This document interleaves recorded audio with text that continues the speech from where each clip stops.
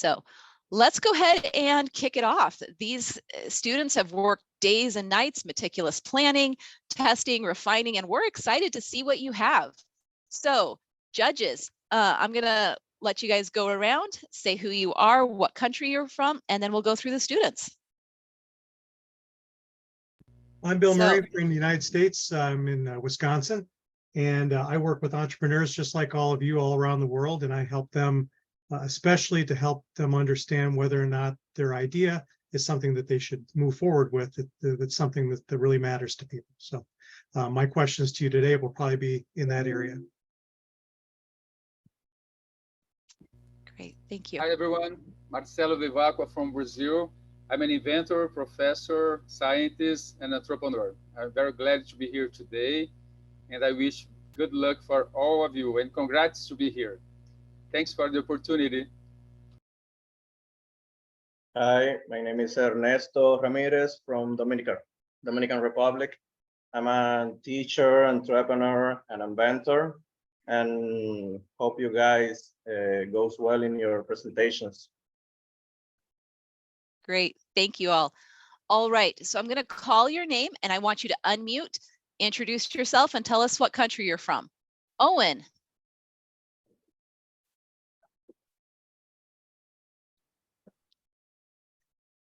I'm in the United States and I'm in Connecticut. Thank you. Julian and Landon.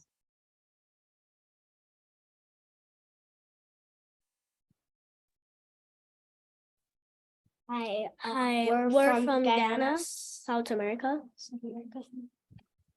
Great, thank you. Fiola. Hi, I'm from Connecticut, USA. Great. When it comes time to present, we'll probably need you either to stand a little closer to the microphone or project a little bit more so we can hear you a little bit better. It was a little bit quiet. Yeah. Great, thank you. Ria. My name is Ria and I live in the United States of America and I live in Connecticut. Great. And Miriam?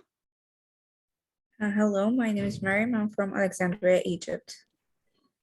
Great, thank you all.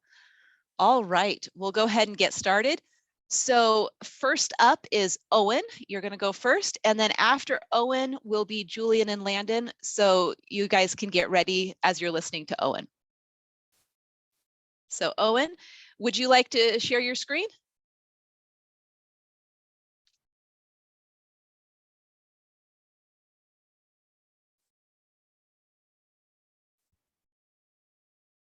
Hi, my name is Owen Bernier and I'm the inventor of the Super Snowy Buddy, a bag that has specific pockets for each snow item so kids don't lose their snow gear. I was looking around my school and noticed a lot of kids using reusable grocery bags to bring in their snow gear.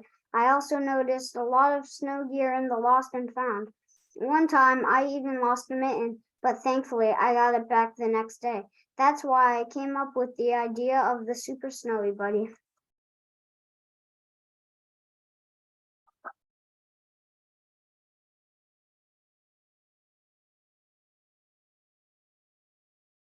The Super Snowy Buddy works by having a specific pocket for each snow item.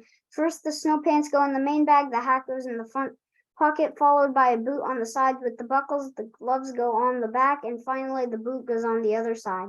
This keeps everything in the bag and no more snow gear gets lost at school. To start, I checked Amazon and Walmart and searched for snow bags and found that there weren't any bags with pockets designed to hold kids' snow gear. Most bags were duffel bags, reusable grocery bags, or backpacks.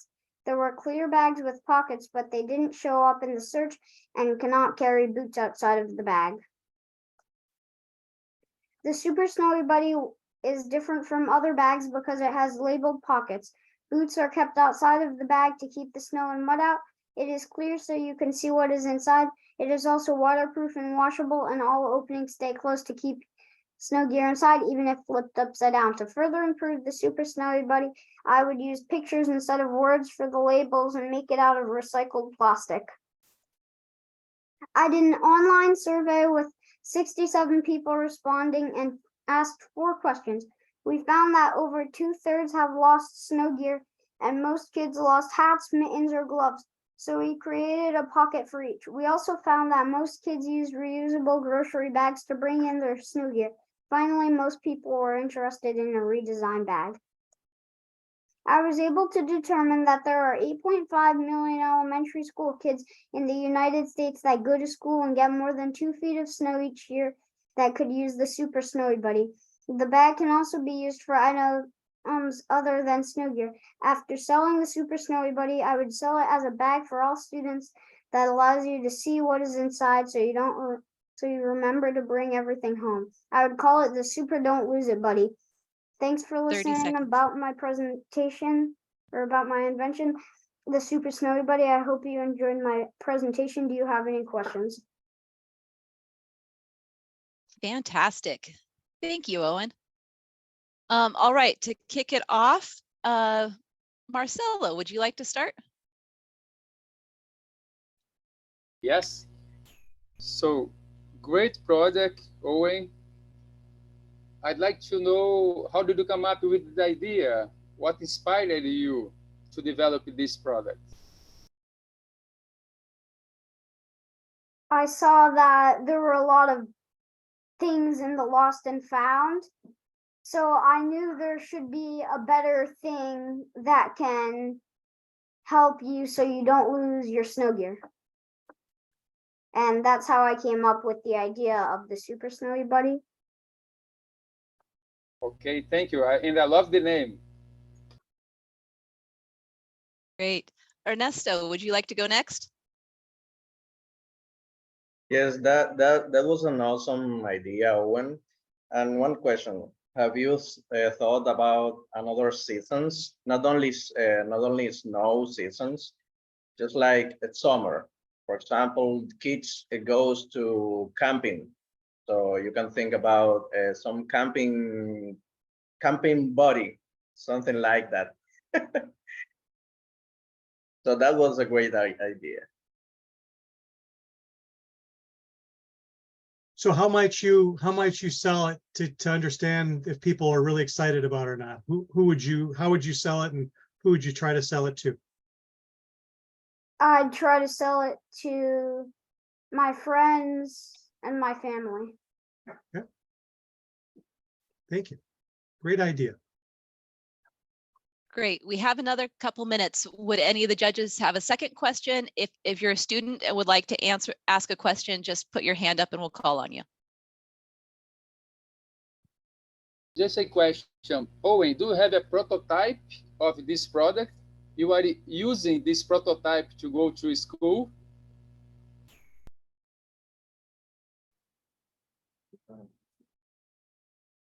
We had a plastic prototype and a cloth prototype.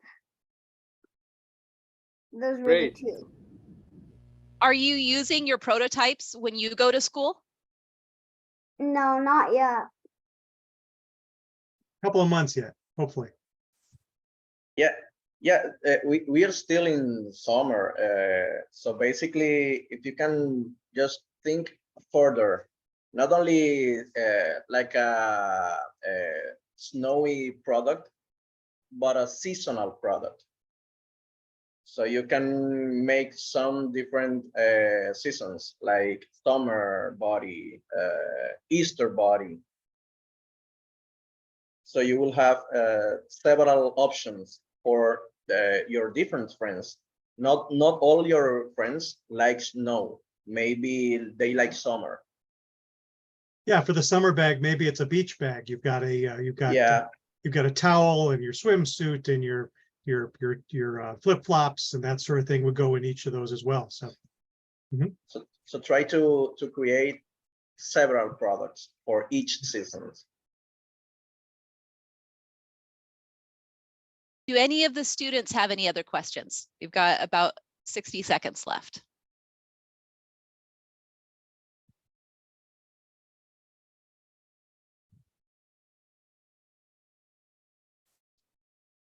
One of the questions that I got sent in was, how did you come up, what made you decide that this was the problem you wanted to solve?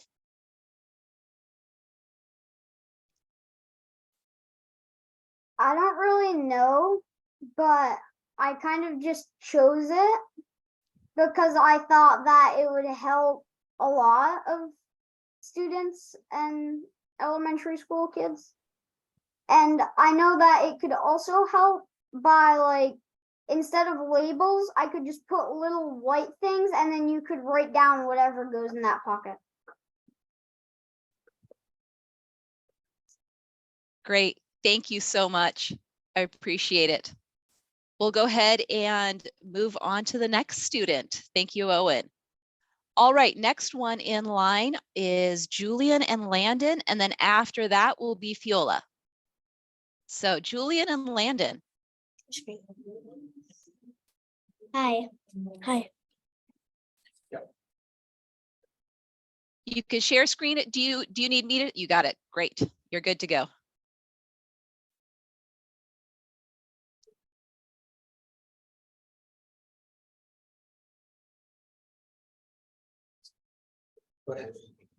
Hi, I'm Julian Mobier, age 10. Hi, my name is Landon Mohabier, age 7. We're here to present Ready Fitty Road, a board game to build a culture of road safety. We come from Guyana, South America.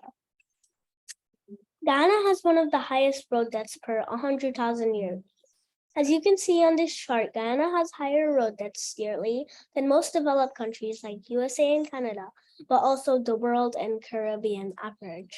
One of the causes of this is laws not being obeyed or enforced. Besides corruption, education is a problem. Road safety is not taught at schools, there's no driver's ed, and there's little to no discussion of it at the family level. People know it's a problem. It's on the front page of most newspapers.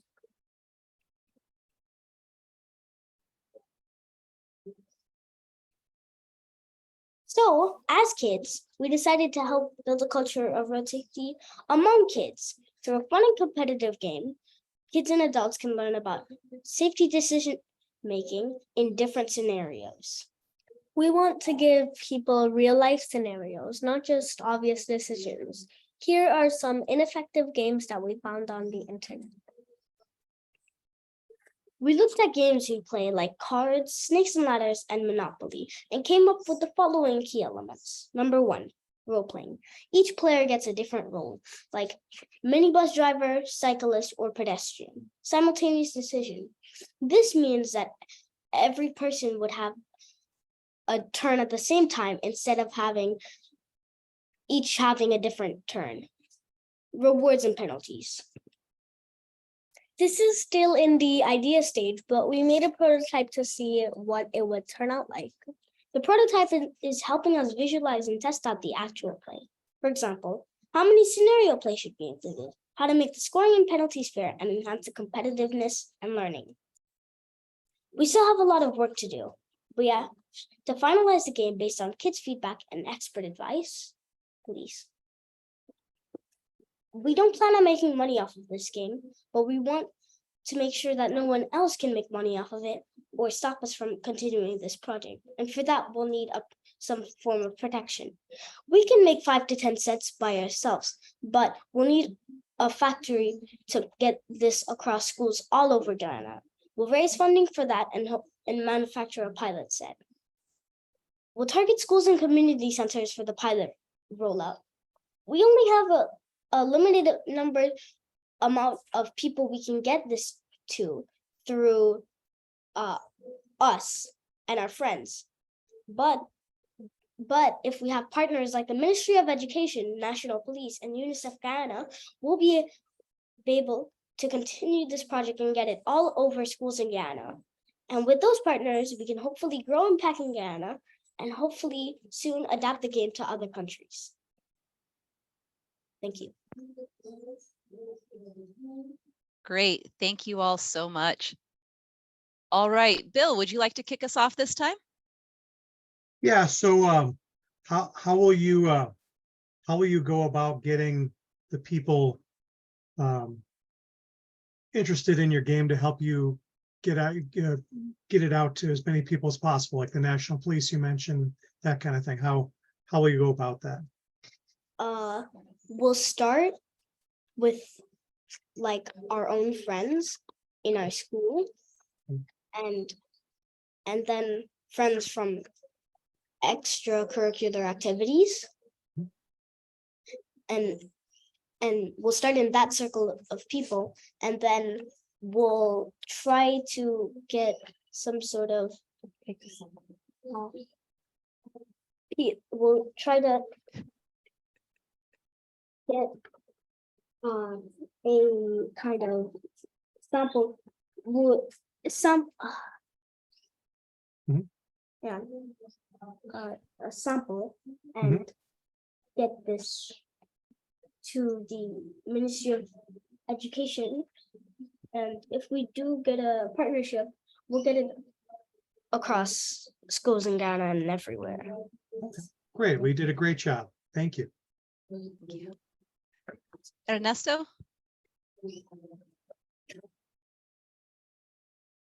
Yes.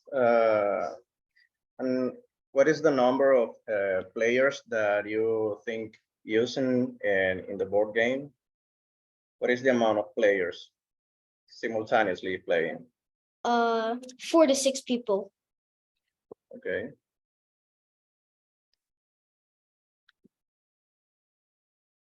Marcelo?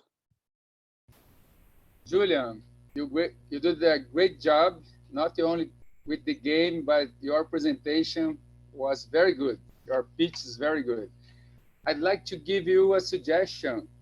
You could ask your parents to look for some partnership with some developers of apps for smartphones, because it would be great if you have this board game and the digital game at the same time. Would it be better for young people to use your game? Because as you know, many people, young people like you, prefer digital games than board games. But great job. And to avoid traffic accidents is a very important issue. Congratulations. Thank you for the suggestion. Do any of the judges or students have any other questions that they would like to put out there?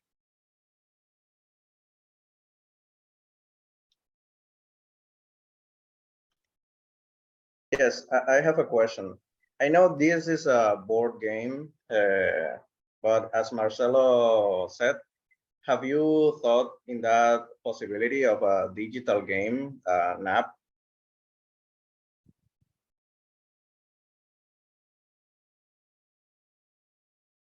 Yes, we have.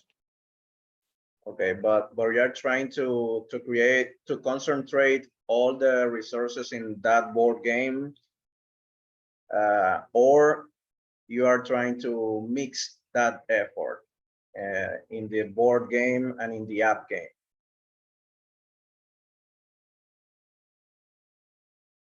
We've been trying the board game first. Okay, you know that this is it's a matter of scope, what you need, what you want to reach. So basically, try with a small group of your friends in a digital world, and a small group of another group of friends in the physical world, and you will see how they react. So that's why I ask you that. So if you think in the board and in the virtual game, you will have several answers. Yeah, thank you. There's only about around 400 elementary schools here in Guyana. There's only about 400 elementary schools here in Guyana. So it'll be easy to distribute.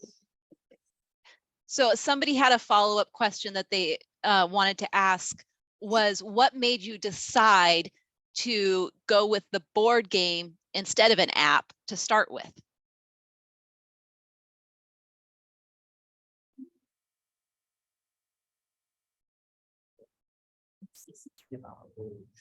It's easier to develop, and yeah, for us. Great. Thank you so much. We're pushing our time there, so we'll go ahead and cut it off there. Thank you both very, very much. I appreciate it. Well done. We're going to go ahead and move on to the next person in line. So Fiola is up next, and then Ria will be after that. Will be on up next. So go ahead and go for it, Fiola.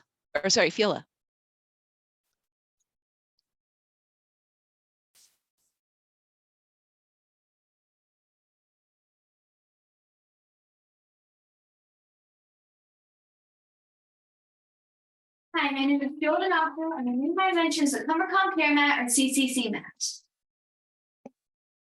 Do you have a disabled child? Can they walk? Do you have to change your diaper and have challenges with the process? Are you tired of changing your kids' diapers on the floor because you have no other choices? They roll all over the place? Well, be tired no more, because the CCC mat will solve all of your changing problems. My sister has multiple disabilities, uses a wheelchair, and wears diapers. As she's gotten older, I've watched my parents struggle more and more to change her diaper as it gets harder to keep her still and calm. Like my sister, many disabled children have a hard time controlling their movements, and some may think it's funny to fight and spread feces around. It's very easy for someone to get hurt and for a big message to be made. When I looked for a solution, nothing existed, so I created the CCC mat. The CCC mat also enables families to safely administer medications, infusions, and G-tube stomach feedings when needed. How my invention works is first unfold the CCC mat, place a child on it, and hook the chest straps over their chest. Then hook the 2 sets of cuffs around the child's wrists and ankles and tighten the straps so they're secure and comfortable. Next, mount the magnetic device holder, place a tablet or phone in the device holder, and start the entertainment. Now you're ready to change your diaper, give them infusions, and help them administer medications and food through the G-tube safely. Once clean, rediapered, and medicated, you can unhook the happy child, fold up the easily carry it with a handle, and store it. How did the CCC mat improve the quality of life? Being able to change a child's diaper where they're comfortable, secure, and happy means caregivers and children are less likely to get injured and feces won't be spread around.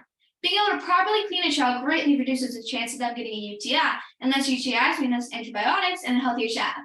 Due to medications, feedings, and infusions that require needles to stay in place for long periods are easier and safer when the child is calm and still.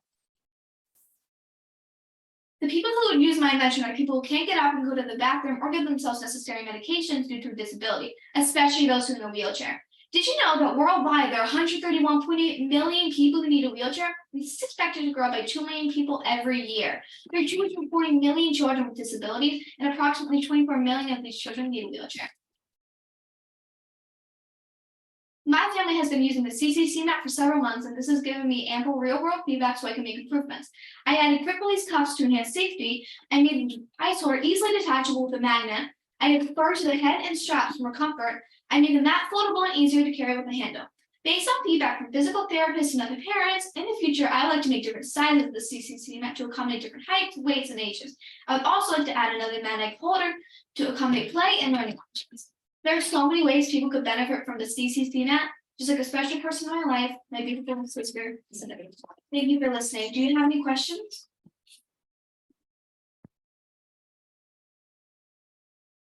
Thank you so much. Ernesto, would you like to kick us off? Yes. Yola, this is a great product.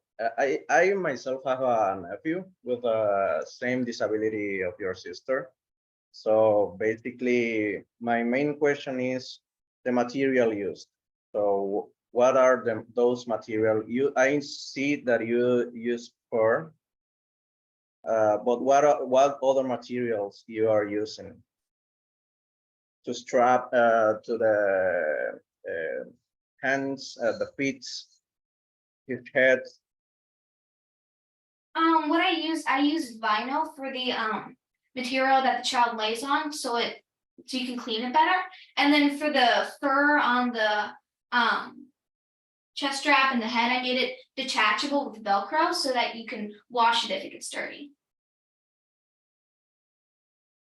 Okay, and a second question is, are you working with a physician, a doctor, or maybe somebody that knows those movements that the body can handle, or those straps that you are using?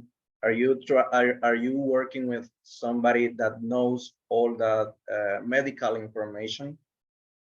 Yes, I consulted with my sister's pediatrician, and so she gave me a bunch of advice, and I've also worked with a physical therapist and talked to her about this, and she thought it was a very great idea, and she gave me a bunch of research and Okay, that's awesome. Thank you. Marcelo? Fiola, first of all, I'd like to congratulate you for your empathy to understand the problem of the other people. And your invention will help a lot of people around the world, I'm quite sure. I'd like to know what's next. Are you planning with your parents, with your the pediatrician of your sister, to do some kind of experiment to build some prototypes and use these in some clinics, some hospital? Are you planning something like that?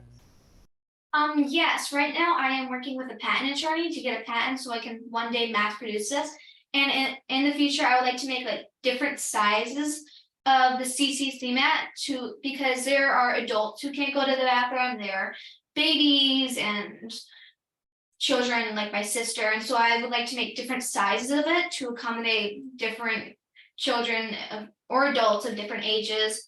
And then another thing I want to do in the future is create another magnetic holder on the other side. So we could put something over it so it's like a play and learning option. So there can be like sensory objects or something that can help them learn.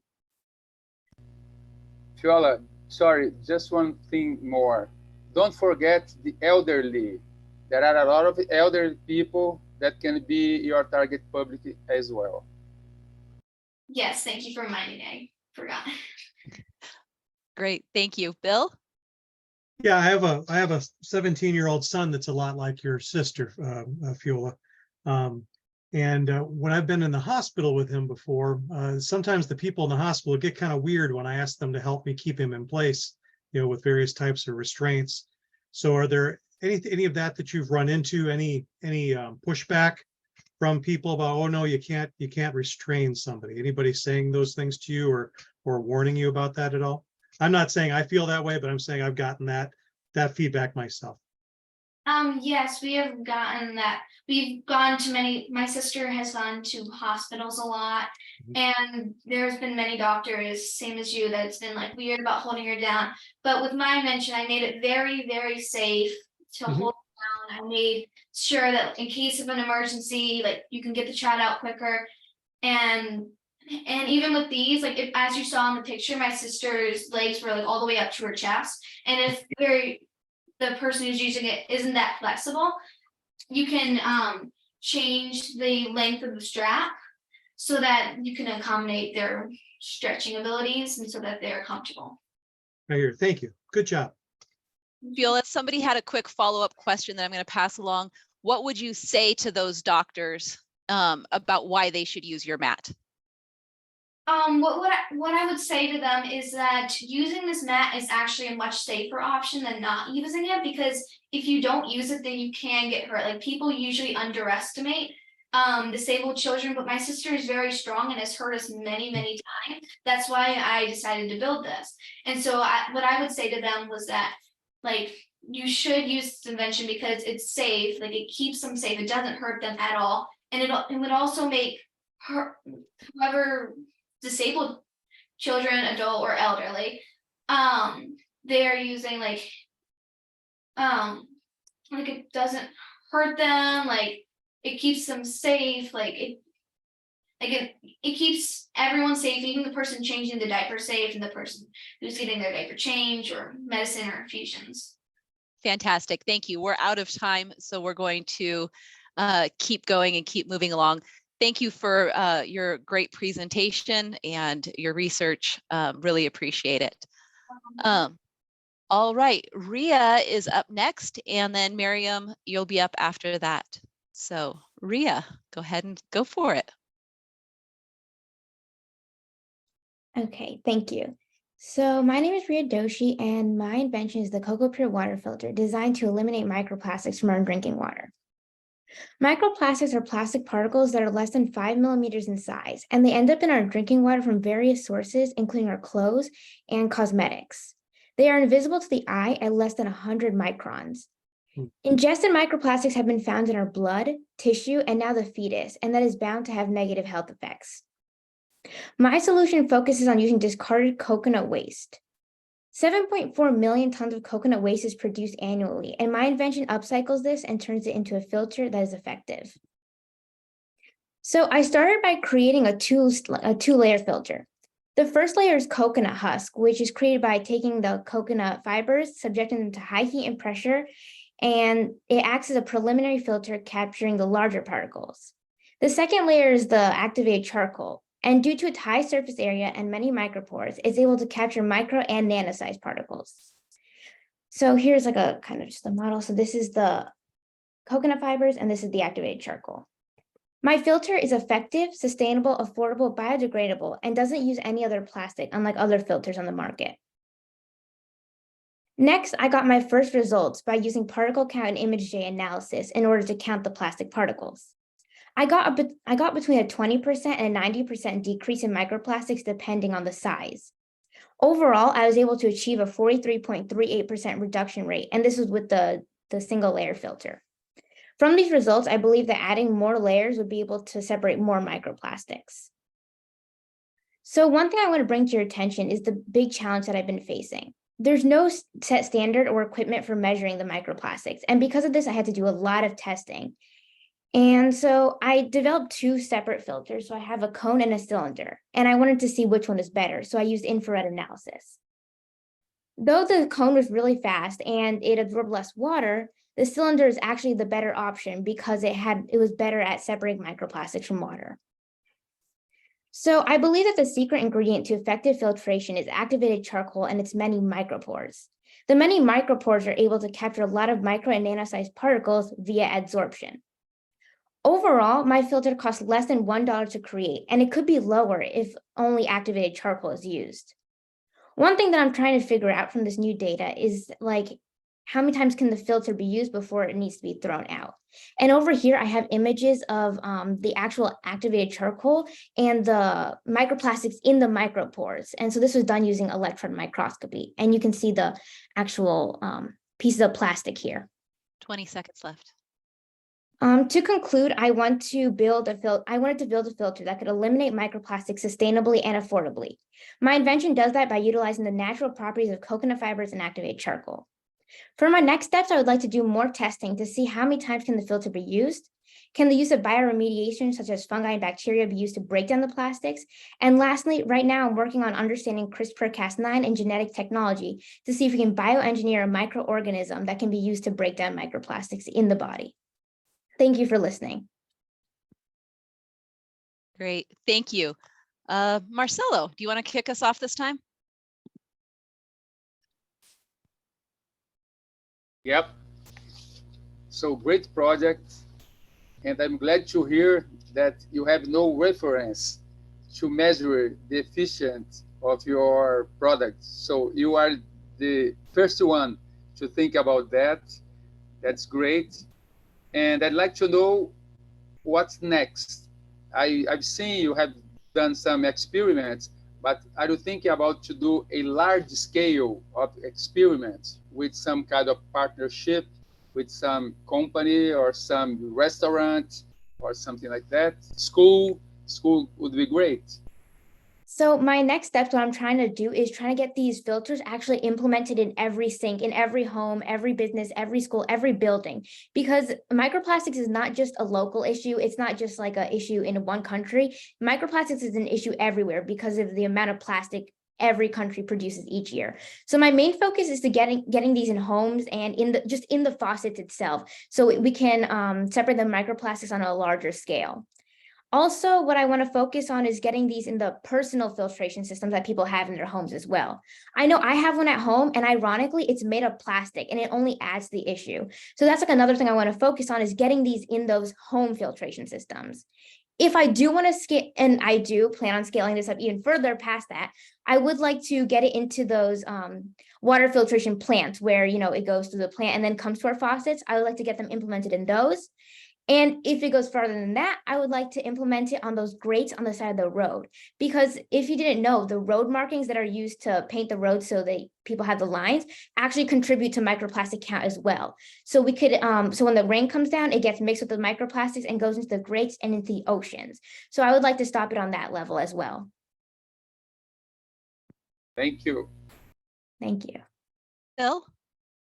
Yeah, so great work. I love the science. I'm a science nerd, so I like all the science stuff. So great job on that. But you're thinking big, but before you think big, you have to think very small. Yes. So your next step is you have to find who's going to be that first customer. Who's the person who has the biggest version of your problem, who would rip this solution right out of your hands if you showed it to them. So who might that be? Well, definitely it's the consumer itself. It's the people, not even the government. It's the people who have the biggest problem with microplastics. These microplastics are getting into animal organisms. They're getting into our bodies.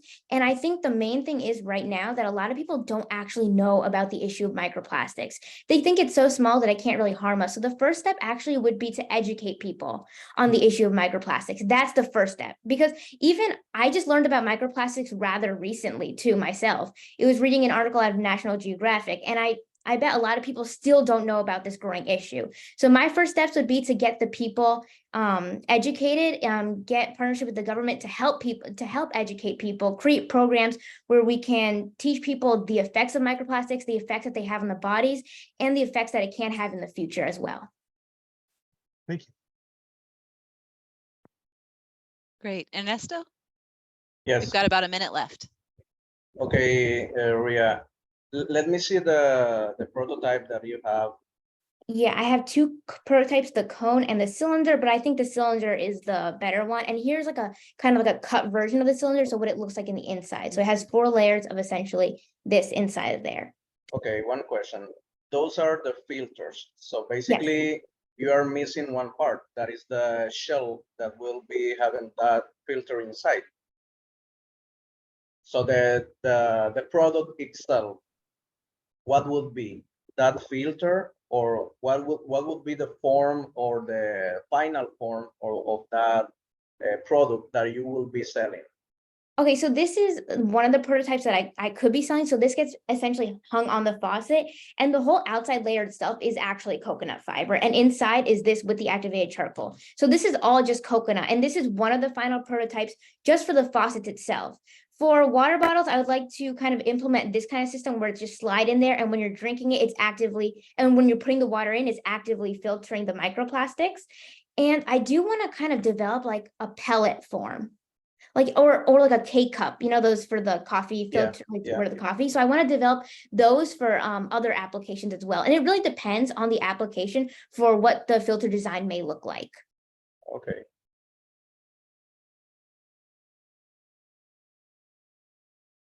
You are in mute, Chris. Sorry, thank you. I muted myself instead of unmuting. We are out of time. And so we're going to say thank you very much to Ria. Great presentation. Thank you so much for all those answers. And then we are going to move on to our final presentation for this round. Miriam.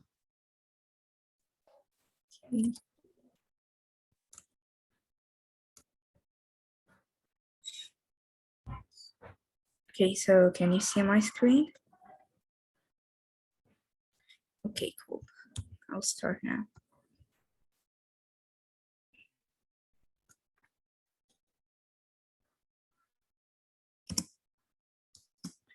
Hello everyone, my name is Mary Mohammed. I'm from Alexandria, Egypt, and I'm studying in Alexandria STEM School.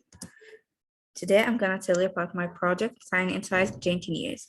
So first of all, when we are thinking about things that are able to carry a lot of weight and things that are maybe double or even more than its own weight, what do you think of? I think it would be ants. So ants have a great ability of carrying things. So some types of ants can actually carry up to 500 times its own weight, which is fully impressive. And that's what I was targeting in my design. So basically this is a robot that have the same ability as ants, so it can carry up to 500 times its own weight, which is 60 grams. So this robot can carry up to 30 kilograms with this exact dimensions you can see here. So this is a sort of like a merging between the mechanism and locomotory system of ants and both humans. So we can see here in this place, there is a sort of connection between an inner skeleton and exoskeleton. So we are using here a special treated material. So we use silicon and aluminum, but we are using a special treatment called HCRL. So it's high temperature, compression, rarefaction, low temperature. This ensures it has enough flexibility and strength to carry it. Also, we can see this is a part 2 of the body that it would have much more abilities than just carrying stuff. So let's dive a little bit more into it. So about the characteristics, it would be flexible and have enough strength due to the original material treatment technique and unique design, which the design is mainly based on something called the square cube rule. If somebody have heard about it, it's a physics law, which is mainly why ants can carry this stuff.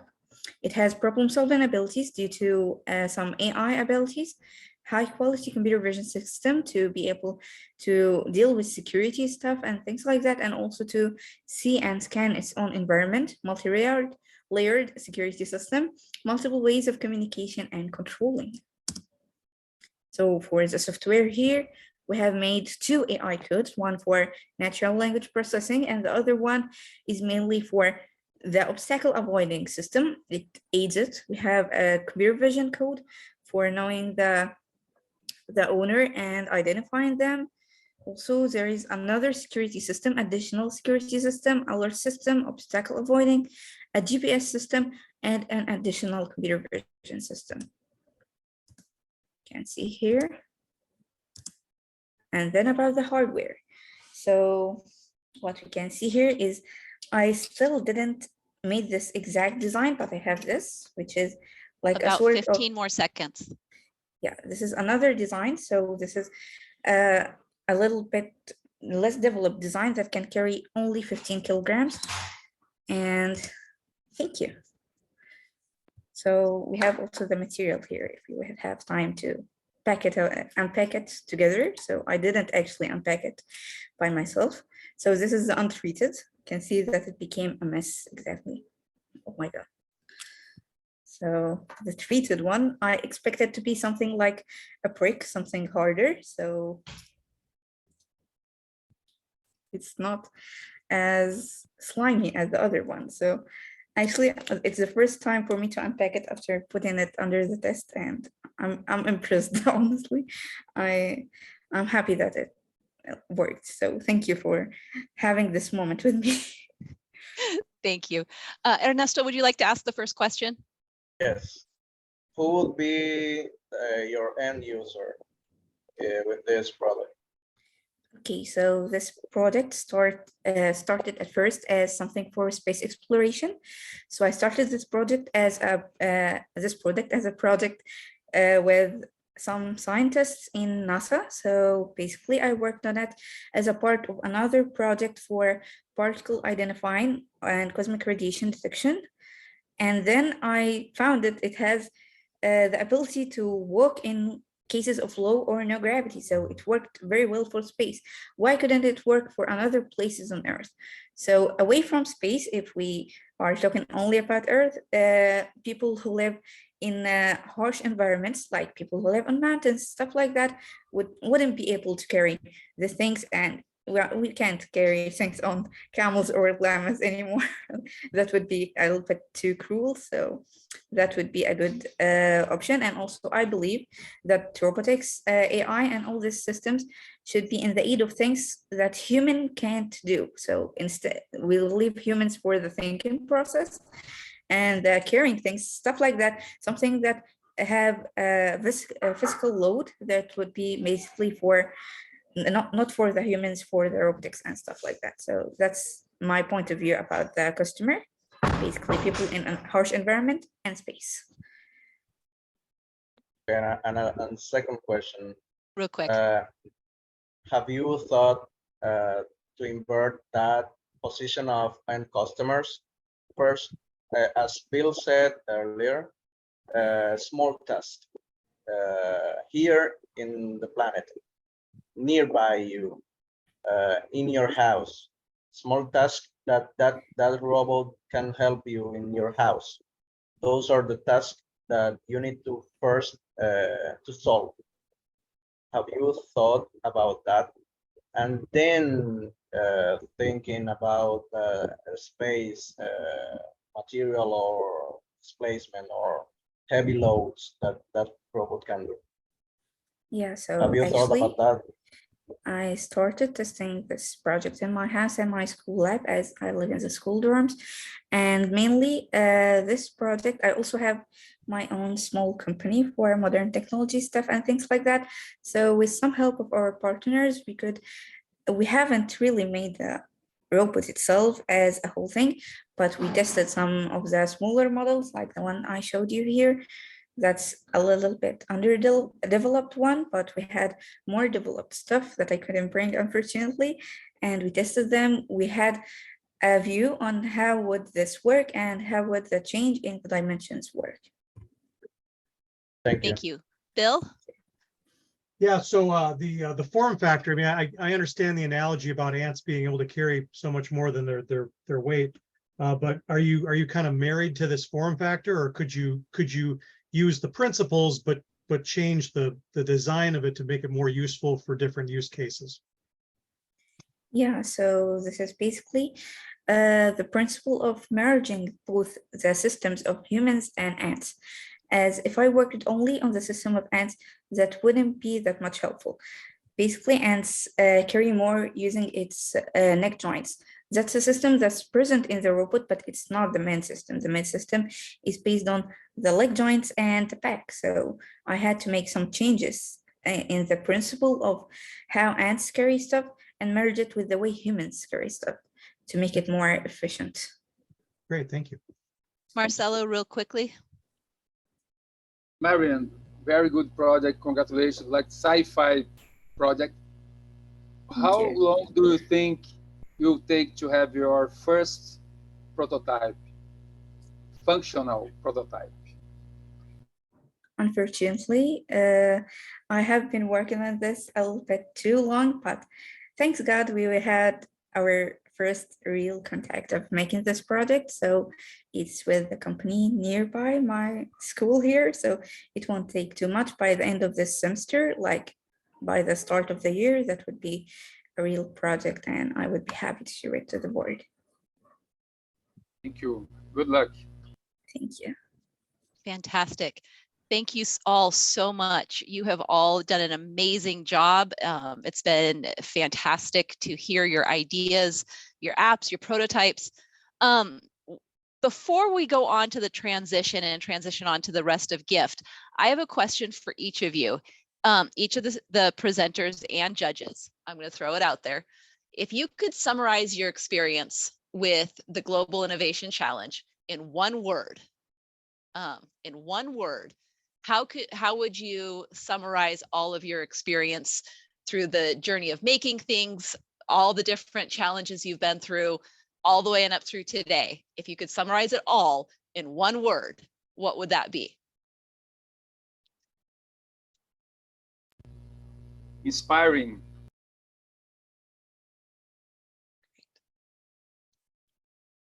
Exciting.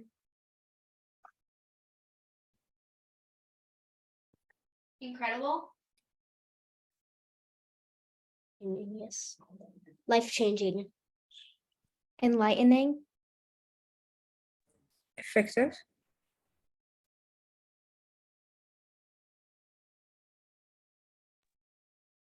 Challenging. Did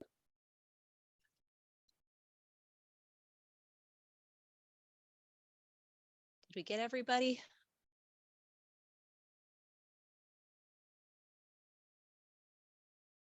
All right. I want to say that this has been an incredible journey, and I've seen kids from around the globe be able to showcase their things, their ideas, their apps, their prototypes. I also want for each of the students, I'm going to ask one more question before we move on to the transition.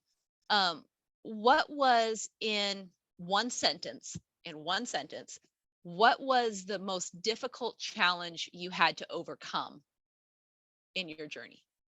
And we'll let you guys just go ahead and when you have your idea, go ahead and unmute if no one's talking and answer it. What, in one sentence, what was the most challenging thing you had to overcome? Go for it, Ria. I think it was finding ways to test my samples because there's no set standard for measuring microplastics. I think that was the big one, though I was able to overcome it and find different ways, such as particle count and image J, as well as infrared technology. Great. Somebody else, in one sentence, what is the most challenging thing? Viola?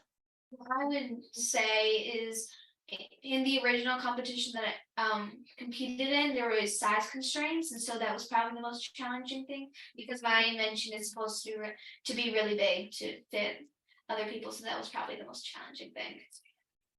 So I had to make it foldable, like fit it. And size constraints. Great. Owen, I saw your hand.